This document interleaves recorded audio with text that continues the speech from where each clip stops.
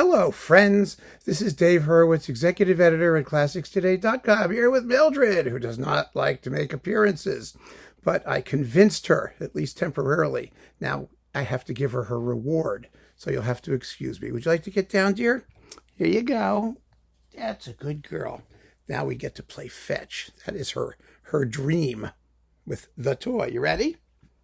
Go! Happiness. My gosh, life should be so simple. Here we are. Okay, what are we talking about? 3 playlists that you may want to check out. You know, I've made so many videos now. If we keep going the way we're going, then sometime in the middle of August, hopefully, we should hit about 5,000 of them. And I don't expect anybody to follow all of them, although I know some of you crazy people have. And I appreciate that. I really do. I couldn't be more grateful.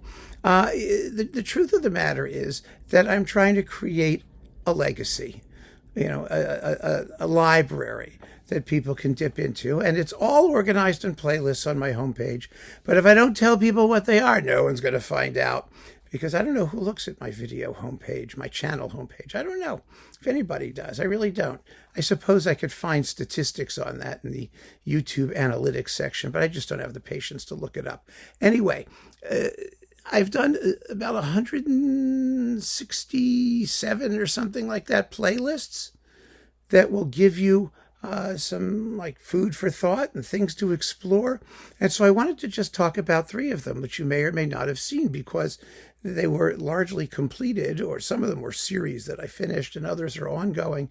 That I've gotten a lot of new subscribers, which is wonderful since I originally did them a few years ago. And so it's worth mentioning them. So the first, and the links to them are just, in the description of this video. So you can go and examine the entire playlist and just go have a good time without having to do too much digging. Although one of them is rather large, and that one is Dave's Faves. Dave's Faves was a result of somebody asking me to list all my favorite recordings. And I thought, oh my God, that's impossible. But I could at least do a series where I give you an entire year's worth of recordings. You could do one a day if you wanted to. I was thinking of that movie, what was it, Julie and Julia, the one about the cookbook writer who decides to cook her way through the entire Mastering the Art of French Cooking at 1 recipe per day. Julia Child thought the whole thing was just a stunt. She was not amused. But it was a fun movie, actually. It had its moments. And I liked the idea in the sense that it gave me something to do every day for a year. So this is a playlist that has 368 actually. There's a whole bunch of them. There's more than an entire year because I did leap year, and there were a couple duplications that were intentional for whatever reason, but there were a couple duplications. So there's an entire year plus a couple days worth of videos of favorite recordings in every possible genre and style. You've got chamber music, mostly orchestral music, because that's what we all love talking about, and vocal music and operas and chamber music and Baroque and classical and romantic and modern and you name it, it's in there. And they really are, I think, they're my favorites, which doesn't mean they're all fabulous. People may disagree about my selections, but I think they're all pretty darn good. And so, and there are I think, sound samples for a lot of them. Well, the ones where I had permission anyway, I was able to do something with, hopefully. And they're fun. They're just fun chats about stuff that I really love and that you may really love too, if you've come to, trust my judgment on some of these things. So that is one playlist. The other one, there are 2 more. The other one is musical prequels and sequels. I really like this one. This has about 20 videos or so. It's not huge, a couple dozen videos maybe. But in this particular series, I take a famous piece of music and we talk about things that either preceded it and influenced it, or works that it in turn influenced in later composers. This is a great way, an absolutely great way to find new pieces of music that you know you're going to enjoy based on things that you know you already like. I mean, that's the point. Because it's so difficult in the world of classical music. There's so much stuff out here now, to actually, triangulate, find out where you are and how to find new stuff. And a lot of what I do on this channel, as you know, is devoted to that, making lists and finding things that will help you locate music that you haven't heard before, but that you're likely to enjoy. And you know best what your taste is. So that, I think, is a really helpful playlist of videos that you can sort through. And if you like a piece of music and that piece of music has been influential or was influenced by a lot of things, then you can broaden your listening horizons that way, in a familiar and comfortable listening environment for you personally, because that's really what it's all about. Making sure that you personally are happy with your musical choices. And, there's no right or wrong in any of this. These are all just musical facts for you to digest as you please. And the third, again, these are all listed below, the links to them, so you can go search through them, is, Great Artist, Bad Day. I like that one. That was fun because nobody is perfect.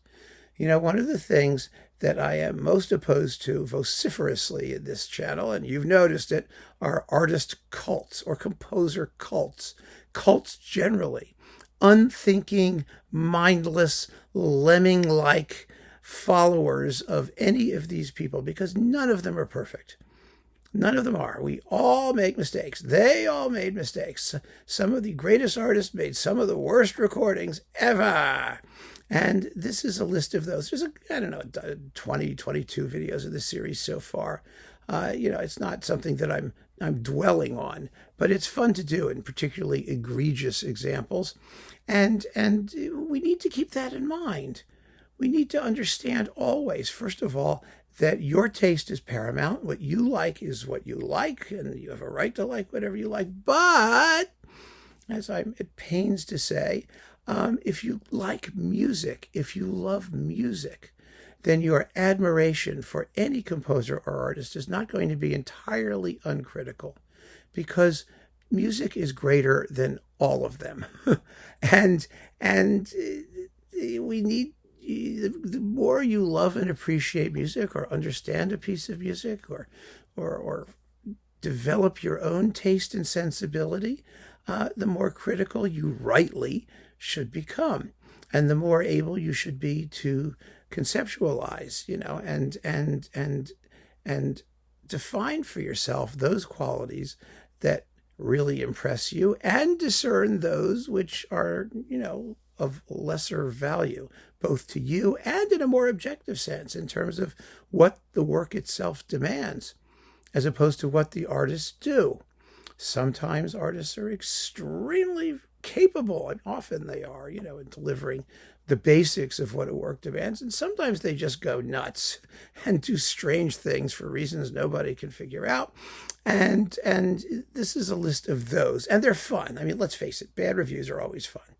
It's like the bad guys get all the attention, and great literature. We all like evil. We like Satan. We like all the stuff that has badness written all over it. It's just more exciting than sweetness and light and goodness and charm and all that stuff. And so, unfavorable reviews have a certain flavor. And frankly, in my view, the art of writing a really good pan of a new recording, of trashing something, is really dying. I'm hoping to revive it somewhat. I mean, I really think, there's a way to do it, which is fun and entertaining and enjoyable all by itself. And I think you'll find a few of those in this selection of Great Artist, Bad Day. They're amusing, and the recordings really are terrible. I gotta tell you, they really suck. So you'll have some fun there too, if you actually want to be challenging and listen to them on your own. And I don't suggest that you avoid them for that reason. If you really want to, take the plunge, by all means, take the plunge. You're never going to hear good stuff unless you listen to bad stuff. You're not going to understand. Everything exists in comparison, in contrast. And so we need to know what the bad stuff is in order to know what the good stuff is, right? I mean, that's part of the game. So these are just 3 playlists that I've worked on over the years. I mean, there are 160 some odd playlists, as I've said.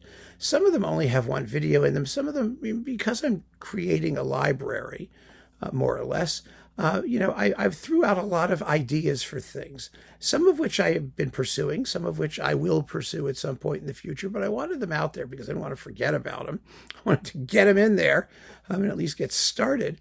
And then we can, follow them up at our leisure, or at least at my leisure. We'll see how many of them we actually follow up. But there are a lot of ideas for listening, and I do hope you explore, the playlists and the channel, then the channel homepage, because I've taken great pains to try and organize everything in a way that's going to be helpful and useful to you.